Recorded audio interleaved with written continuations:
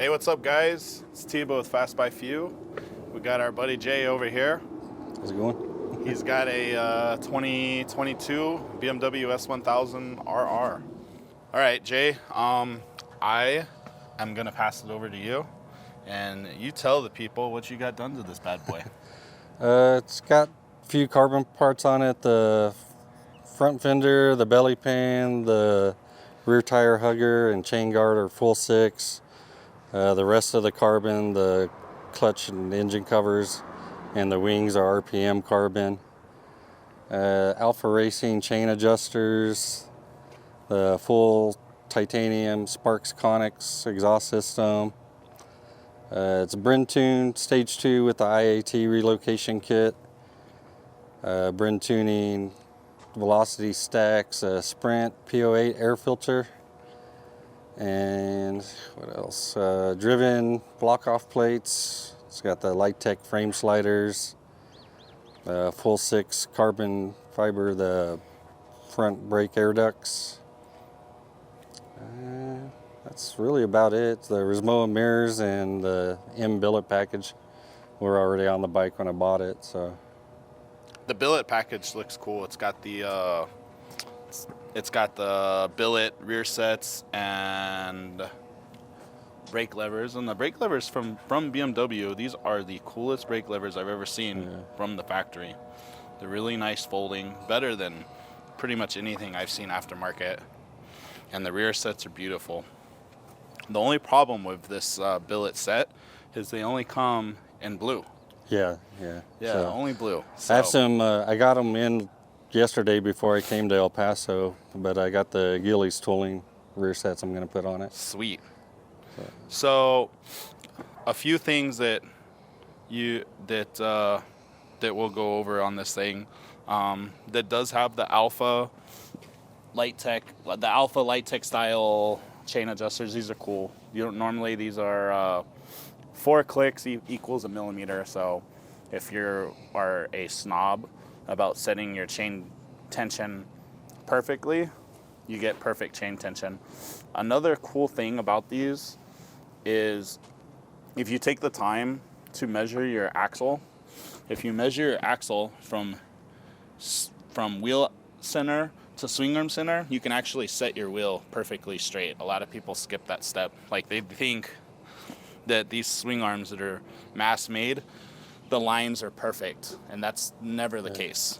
That's never the case. So I almost bought the Alpha Racing tool for that. Yeah, Alpha does make a really cool tool that goes into your swing arm and goes into your axle, and you can measure exactly the distance to keep the wheel straight. But that's the correct way to set your chain tension. So going forward, you got the Rismoa mirrors too. Yeah. The wing mirrors. These things are kind of cool. They don't fit some bikes, like they don't fit the look, but on this bike, it's a very like aggressive look bike. Yeah, the mirror itself sucks.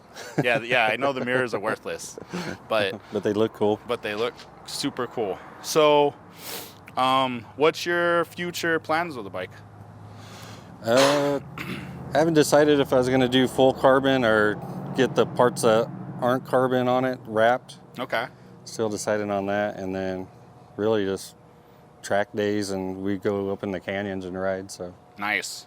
So everyone wants me to stretch it and lower it, but oh yeah, that's I refuse to. That's all right. So are you planning on getting like wheels? I want to. I was looking at the OZ Racing, and then you had mentioned the Cormotos. The Cormotos, yeah, the Cormotos are cool. What I really like about the Cormotos is they're fully made in the U.S. Yeah. So that's one thing that I really like, and they're the strongest and the lightest of all of the aluminum wheels, which is really cool. And then I'll probably end up swapping the calipers out to Brembro, and then go with the Corsa, the master cylinder. Oh yeah, cool. So. I actually have one of those in stock right now. So once you get wheels, are you plan on doing like any, like, I want to say weight savings I guess from here, like let's say like a carbon fiber subframe or like some more carbon fiber stuff? Well, if I I do know the you're rest not of the close to bike, me, and so yeah. we're not gonna see this bike, you know. I was thinking if I do, I might do the rest in carbon, and I was looking at the Alpha Racing, the carbon fiber rear subframe, but Oh, okay, like the monocoque subframe. yeah, It's like a one-piece subframe and race tail. but I haven't made my mind up on that. I think it's kind of pricey. Yeah, yeah, no, I got you. No, it's definitely a beautiful bike. So this bike, did you purchase it brand new? Pretty much. It only had 400 or 504 miles on it Okay. when I got it, and got it from a dude in Los Alamos. Nice. On the way there, he called me and said he washed it and was putting it on the trailer to meet me in Albuquerque, and he had dropped it on the left side, and really all it did was scratch the belly pan up a little, the factory one. Yeah. So I got him to knock another 1,000 off the price. So I got it for 17, and then with the extra 1,000 I saved, I ordered the belly pan and the chain adjusters. And when did you get it? Like 3 months ago, 4 months ago. Okay. So you probably got the first post-COVID regular motorcycle price in the country. Probably. Yeah, because I have seen people try and sell these things for here locally in El Paso, Texas. There was one of these bikes that had a stock exhaust, and it had been ragged out by a street rider, and he was trying to sell it for like $29,000. Yeah, And it was like the laughing stock of the entire internet. He didn't even know, but it's whatever. I get it. You're proud of performance parts. So folks, just so you know, one of the things that you could do is if you put performance parts on your bike, it doesn't make your bike worth anything more. Anything. So if you ever mod a bike, keep all your stock parts, put them back on when you sell it, and most of the time, to someone that's smart and buys a lot of motorcycles, we will pay more for a stock bike than we would for a modded bike. So that's a little trick. But yeah, so we're gonna get this thing on the dyno and see what it does for power. We already did a baseline before everything, so just performance-wise, it's got a full Sparks Connex titanium exhaust. Connex is this style of can. They have 4 different cans. This one is, in my opinion, the best one for just looks-wise. This system, I do, in my opinion, think these are the best exhausts on the market. They're really nice. I like how the Sparks, what it does really good is it goes around the oil pan. So your oil temperature is much lower than all the other systems. A lot of the other systems, the 2 collectors go right next to the oil pan, and the exhaust just is constantly boiling your oil, and we don't like that. So the Spark is cool about that. And again, I think the Spark is 4.4 kilograms, so it's super light. It's like 9.2 pounds, and it's 9.2 pounds with all the springs and the bolts. So it's lighter than anything on the market. So anyways, it's got that. We got Brentune velocity stacks. We got a stage 2 Brentune flash, and we have the IAT relocation on the dyno. I haven't really seen anything different in power because I actually have really good fans, so I move a lot of air, and it's not cold out there, so we're good. We're not gonna heat soak the bike. Other than that, power-wise, that's everything. So let's get it on the dyno, and we'll get back to you guys.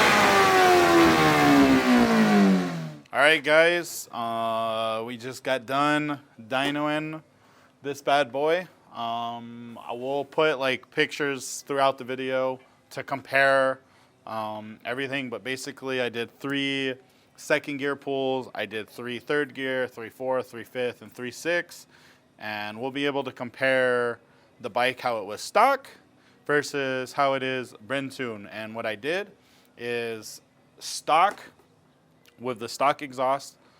The bike made 191.7 horsepower, and the only gear that the bike is fully unrestricted is in 6th gear. So I did a 6th gear pull, and again, it'll be in the picture. So 6th gear is the true horsepower stock that the bike made, which was 191.74 horsepower.